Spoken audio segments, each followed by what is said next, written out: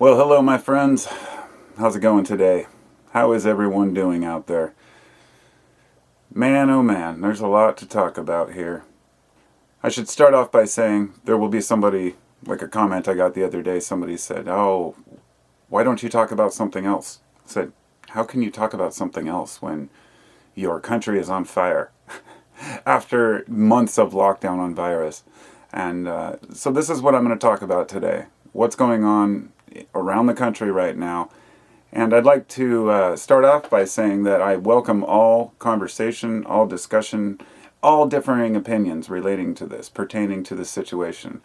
But if your comment is hateful and scathing or racist, I will delete it and delete you from my channel. I had somebody earlier who left some racist term.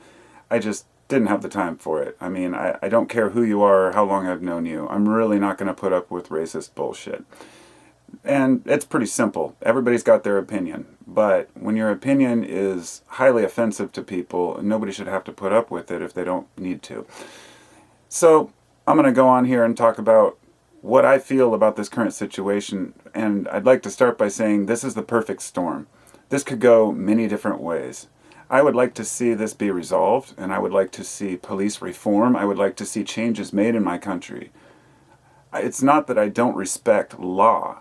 It's that I don't respect the law that we have in place that doesn't protect the citizens the way it protects the police. Now, there are many First off, I'm heated about this whole thing. I'm not just pissed off about the Floyd thing. This has been going on for years. But in the last 3 days, with what's been going on, the people who are still getting shot, who are still getting gassed, even peaceful protesters, it's just gone too far. And I don't see this changing or the protests stopping as long as people are still being gassed and shot at. So one interesting thing I'd like to start off is that the fact that we've all been wearing masks for the last several months, that's lending an interesting spin to this particular situation, because people feel much more protected in masks. But before I go any further, I want to address what's going on with the violence, and that I do not support in any way, shape, or form destruction of private property or looting of people's hard-earned businesses. And there has been a lot of talk about Antifa out there. Somebody even said, "Oh, you saying you support Antifa?"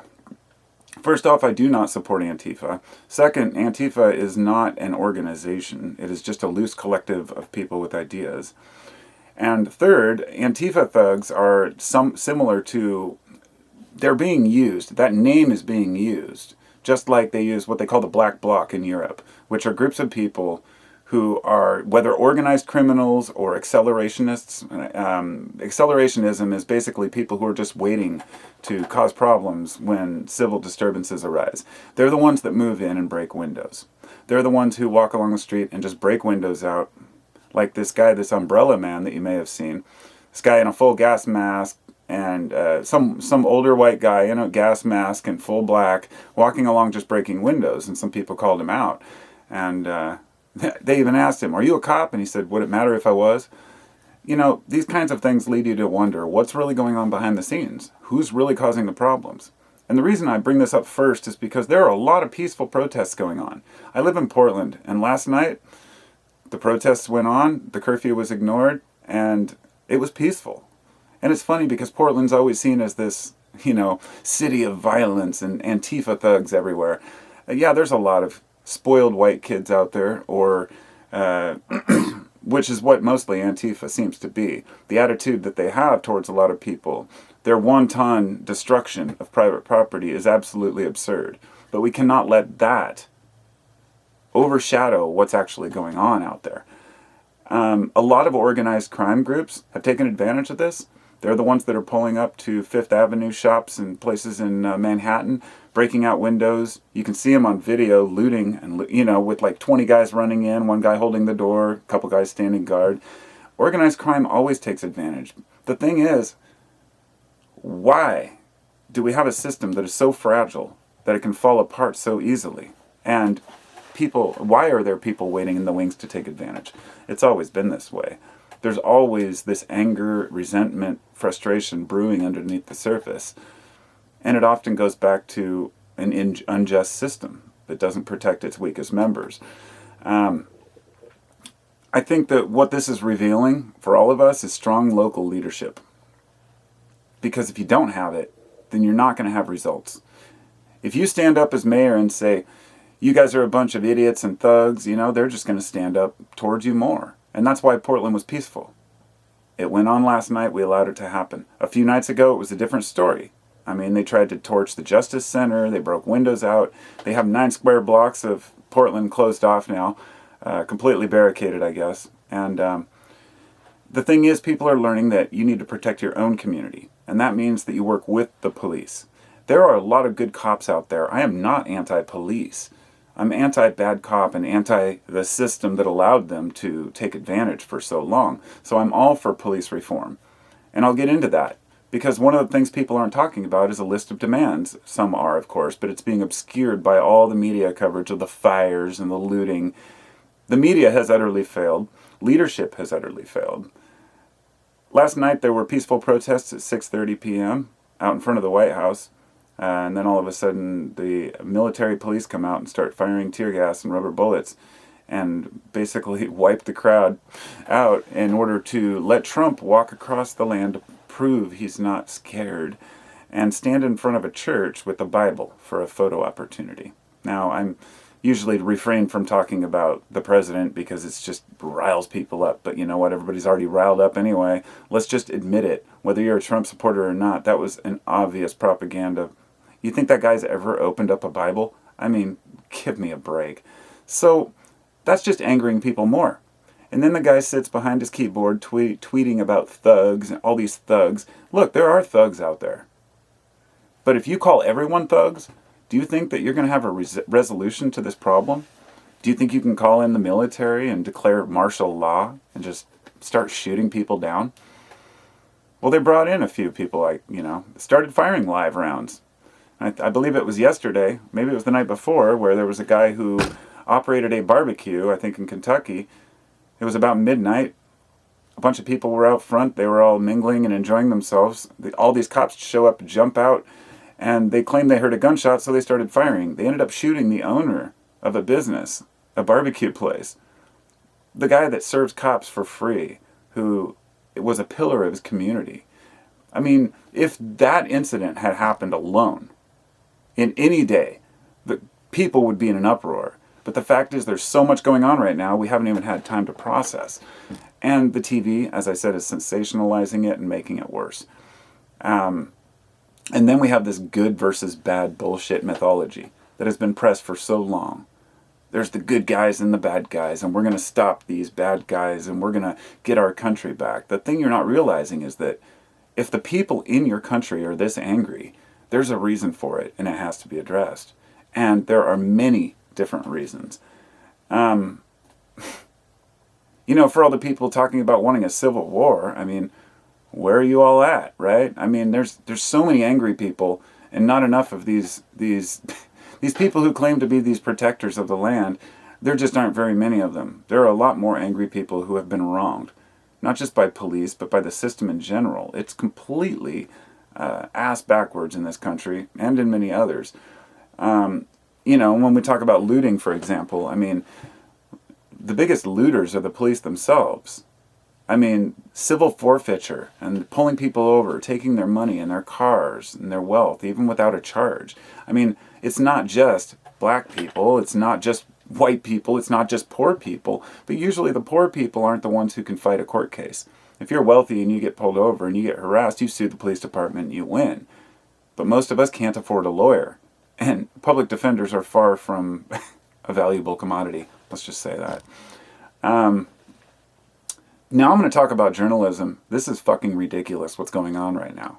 Now, Saturday morning, I think it was, after the Friday night protests, I watched the CNN journalists, I'm sure everybody's seen it, get arrested. Even after identifying themselves, they were the only ones there filming the scene at 6 in the morning. The light was coming up. They all had their press badges out. And the cops put them in handcuffs and took them to jail. Now, there's a lot of people out there that say, oh yeah, good, get rid of the bad journalists, fake news, they're horrible media. You have to understand something. I'm not a fan of CNN. I'm not a fan of Fox, NBC, or any of them. And I'm not saying that they always cover things fairly. But what I am saying is that journalism is a First Amendment right. And they have the right to be out there, even past curfew. And not only that, but without journalism, we would not be able to hold police accountable. We would not even have these things on the news. Sure, it can be spread through social media, absolutely. And that's the one angle to it. People say, well, I can film these things. We don't need the media anymore. But when journalists are being arrested, regardless of how you feel about them, there's a serious issue going on with the First Amendment. And I thought that one issue was, well, just an isolated incident. This has been going on for like 5 days now. I believe there's been over 60 cases of journalists being arrested, shot at, maced, even when they're on the ground. A dude walked up to a reporter, just maced him right in the face, and people have just had it. They're not going to put up with this shit. I mean, the cops are not exactly showing restraint. And do you expect them to under pressure? Probably not. But that's not an excuse. This addresses the exact issue I'm talking about. Training, proper training, to be able to be calm in the face of adversity and violence. If you can't remain calm, you're not cut out to be a cop. You know, I know it's a difficult job. I get it. But, you know, American cops don't really have it that hard. You know, a lot of these people driving around on the beat for 8 hours, not really facing any danger, then pulling somebody over and shooting them in their car or threatening somebody, you're often putting themselves in danger just because they want to make an arrest. How many times have you seen cops planting evidence on people? I mean, this comes out more and more. And somebody said the other day, oh man, why have cops got so much worse? They haven't. They've always been this bad. A lot of them have. But now it's just coming out. And I'd like to reiterate, I'm not saying all cops are bad. This is the problem. The guys who are going around spray painting shit like all cops suck and cops must die, there's a bunch of fucking dumbass kids. You know, nobody really wants to kill all cops. Even the people who have had their own family members killed by police don't want to go kill all cops. It's stupid, it's unproductive, it does nothing. Just like looting and vandalism and the whole wearing your black gear and your mask and running around and breaking shit and setting cars on dumpsters on fire is not productive either. And a lot of the communities that are protesting, you know, fairly, are standing up and saying, hey, we're not going to put up with it. They're blocking their stores. They're protecting their own neighborhoods from these crooks. But at the same time, they're saying, hey, do you think if there weren't fires, people would be paying attention? Do you think if there was a peaceful protest or a demonstration of 100 or 1,000 or 10,000 people in one state, that's going to change the system? Because it's a systematic failure. So the last thing I'd like to say about is that when we talk about looting and fires, property compared to life is nothing. It's still important when it's something you've worked for your whole life. And, you know, looting a Coach store for Coach purses is totally different than looting some neighborhood grocer, which is absolutely abhorrent. And the media focuses on the looters, and they focus on the violence, and they focus on nothing but trouble. No solutions. You never hear them talking about, this is how we're going to resolve the problem.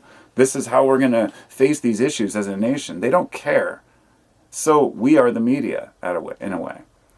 I'm going to be going down to Portland tonight to try and document this. At least I'm hoping to. I think it's important, and I would have liked to get down there before, but I don't have a babysitter for the kids, and, you know, we had to be there with the kids. But I definitely wouldn't take them. But a lot of the violence that's happened over this, the people who have been beaten up, when people talk about guys getting beat up by protesters, there have been 2 cases of people getting the shit kicked out of them by protesters that I've seen. One of them was the guy who actually got out of his car because he was blocked by protesters from driving his car through, and pulled out a bow and arrow and actually started threatening to shoot. I don't know if he actually got shots off, but he was trying to shoot his bow into the crowd. So a bunch of protesters tackled him, beat his ass, and flipped his car and lit it on fire. Can't say that I'm really too sad for the guy. I mean, if you're going to threaten a whole crowd of people with a bow and arrow, that's what happens. And there was another one that I think Trump shared about some other guy getting beat up, but it turned out this guy had done something similar. You know, most of the protesters aren't out to beat people up, but they want to make it look like it's all a bunch of thugs, and all these people who are out protesting are just trying to cause trouble, and they don't care anything about George Floyd. You know, it's not just about George Floyd. He's the name we're using on this, but it's not the biggest problem. This has been going on for years. So, the cops are making it worse. I just like to put it that way. But a lot of the protesters are making it worse too. And it's up to us to call out the ones who are, let's just say, abusing the privilege of their freedom of speech. It's one thing to say how you feel and to speak up and to get angry. And I even don't oppose with a small amount of destruction on public buildings. Sure, people would say it costs us all money, but you know what? Nobody's going to listen unless things are done. And but harming people, shooting cops is wrong. Going out and just trying to target people is wrong. Targeting businesses is wrong. You know, it's a side effect of these things. And I don't know how bad it's going to get. I don't think any of us could even imagine if this is just going to fade away or get worse after we've all been locked up with this whole COVID thing and people are just, they've lost it. It's the worst possible time for something like this to happen. It's the match that lit the kindling. I mean, this has just been building and building, and it's like this enough is enough. But, you know, people have even been arrested. I watched a couple cops arrest people for protecting their own business. I mean, I couldn't even believe it. It's like these are people in your own community that are standing out and protecting their own business, whether they have firearms or not. I totally support that, you know. It seems like the cops are just proving themselves incompetent, indiscriminate in the way they're handling this. And it's being shown on a national level for once because of all the cities that are having problems at one time. So what do the people want from the cops? I'm going to go over this before I leave. This is a pretty simple list of demands that I think that most of us would agree on. First, more de-escalation training. You know, most cops spend less than 8 hours in de-escalation training, learning how to deal with people who may be... There are some places where half the people that are shot have mental issues. Okay? This is personal to us as our family. There's a few homeless people that live around here in Vancouver, Washington. And there's this one particular guy who was always holding up signs and whatnot. And my wife had talked to him a couple times. She remember sitting down and he said, "Isn't the beach beautiful?" She's like, "The beach? We're not at the beach." She's like, "Look at the sand." And, you know, he obviously had some problems. Well, some guy a few weeks back had robbed or was causing trouble in a store or a station. He was being chased by a transit cop or something. He ran across the street to try to escape the guy, and he ran into the homeless guy, knocked the guy down. The homeless guy got up, started beating the shit out of the dude. Cops showed up, shot the guy, killed him. And my wife is pissed about this. A lot of people in Vancouver are pissed, and the homeless community is in an uproar because he was well known around here. And the cops knew him. And the cops knew he had a mental defect. And they claim that he was throwing rocks at them or something like that. He had picked up a piece of rebar and he was going to throw it. And I said, you know, wow, I just can't even believe that they would do this. So, sorry I'm getting off track. That's just a personal story, and I think it's bullshit. They need de-escalation training. Okay? They also need to learn to not shoot to kill. I mean, I don't care what you think about cops protecting their own lives. If you sign up for that job, it doesn't mean that you have to shoot somebody to protect yourself if they're 20 feet away, running away with their back to you. You know? I mean, God, what was it? Trayvon Martin? Wasn't he the one that was shot in the back like 7 times while he was running away? The videos don't lie, you know? So, no, don't shoot to kill. And shoot to wound. Sure, shoot to kill if somebody's threatening your life, but not just because somebody's holding a stick. The third one is being held accountable for deaths because too many cops get off scot-free. If you've had too many controversies, then that needs to be addressed, and a cop should be removed from duty if he's had more than 5 complaints against him. I mean, come on, you can be a decent cop without getting actual complaints filed against you. This one is important. Body cameras on, always. Always. It's funny because I was arguing with my friend this morning about this, and he said, "Oh, I think police body cams are on 24 hours a day and they're streamed to the internet." I was like, no, that's what we want. That's exactly what we want. Of all the cops that showed up and shot that barbecue store owner, the guy who was having the barbecue, all of their body camera footage was mysteriously gone. The police chief got fired over it. These are just a few of the cases that are going on right now. But, okay, the next one is no high-speed police chases. You do know how many people get hurt by cops chasing somebody through town because of somebody fleeing because of a suspended license? or expired tags. It's one thing if you have a car full of bank robbers cruising through the city. It's quite another thing if somebody takes off because they were smoking a joint. And police should not be allowed to chase someone for a felony offense or even many felonies. And one of the biggest things is to get to know your citizens. Too many cops come from out of town. This is the way our system's set up. I'm not saying these can be implemented overnight, but cops knowing the citizens really makes all the difference. If you show up, with your uniform on, instead of showing up with a riot shield and a full mask, face covering in a fucking armored vehicle. So here's a list of what we have to end to make this happen. We have to end the drug war, first of all. It's not productive. It's never yielded any results whatsoever. And I know people would disagree with legalizing all drugs, but I'm sorry, that's just the way it has to be. It's the way I see it. I've looked at what happens with prohibition. It has never yielded any results, and it just puts more and more people in prison for using drugs, not even for selling them. So, end to the drug war, and end to racial profiling. Even though that's going to be a difficult one, it's quite obvious when a case is profiling. An end to no-knock warrants. I can't even recall her name. Breonna Taylor, I believe, where she was a nurse that was sleeping in bed. This was a few weeks back. The cops already had the guy in custody they wanted, but they still had a warrant for her address, and they thought maybe she had drugs there. So they kicked her door in and shot her 8 times in her own bed. And there was another case a couple months back where a lady was playing video games in her own house. Somebody called a disturbance.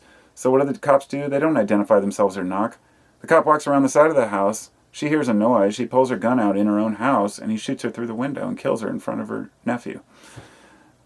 I could go on about these cases, and I'm sorry. I don't mean to become but there are so many of them, and so many people don't pay attention or care. So an end to no-knock raids and warrants, and an end to secret warrants, which allow them to go in and basically, there are so many ways that cops can get around the law. An end to policing for profit. One of the biggest ones is civil forfeiture. If cops take your money, there's a whole thing of the drug task force in Tennessee where they've been pulling over people on the other side of the road who are coming back with money, not the people going in with drugs, because they don't care. It's the interdictment force. All they want to do is make the money because the money goes to their force. All civil forfeiture should be put into the public general fund. None of it should go to the cops. So anything cops take or seize from a person should never go to a police station, ever, to buy militarized vehicles or grenade launchers or whatever else they might want. An end to illegal search and seizure, basically, on people's persons, vehicles, and places of business and homes. An end to the militarization of police. I don't know any cops that need armored vehicles. I'm sorry, but I don't buy into it. SWAT teams have done so much damage over the last several years because of, the militarization of them, and people are just watching it unfold in front of them. So, perhaps no civil forfeiture whatsoever, and no more tanks in town, right? And the last 2 things I wanted to mention are prison reform, which, if you're not aware of how many prisons are privately run, and how policing for profit has been a thing for a long time, not just for the money that they make taking people's goods, but the amount of money that the prisons make through the tax system to put people in prison for something as stupid as smoking a joint. It's just not productive. And the final one is sliding scale fines. One of the things that keeps people in perpetual debt and perpetual frustration is being stuck in a system where they get a simple fine for something stupid like jaywalking, they can't pay it, and so it multiplies. Then they end up doing jail time for a fucking ticket. And then that jail time, they lose their job, and then they end up broke. And this causes a perpetual cycle. We're not helping each other. We're not helping the people that need it the most. And there's a large swath of society that basically says, tough shit. It's just the way it is. And I just don't buy into it. I had someone tell me today that they want to move to a conservative city, to get away from all the violence. And I just thought, you can move anywhere you want. You're still in the same country, We still have to face our neighbors. We still have to see the people that are really demanding change, demanding reform. And so let me know what you think about all this. I know I've rambled on for a long time. I had to get all of this shit out. I don't know how I feel about this 100% yet. I'm still trying to process it like everyone is, I'm sure. And meanwhile, it's kind of interesting how we've been on this social distance kick for months, and then all of a sudden this happens, and now everybody's packed in these groups.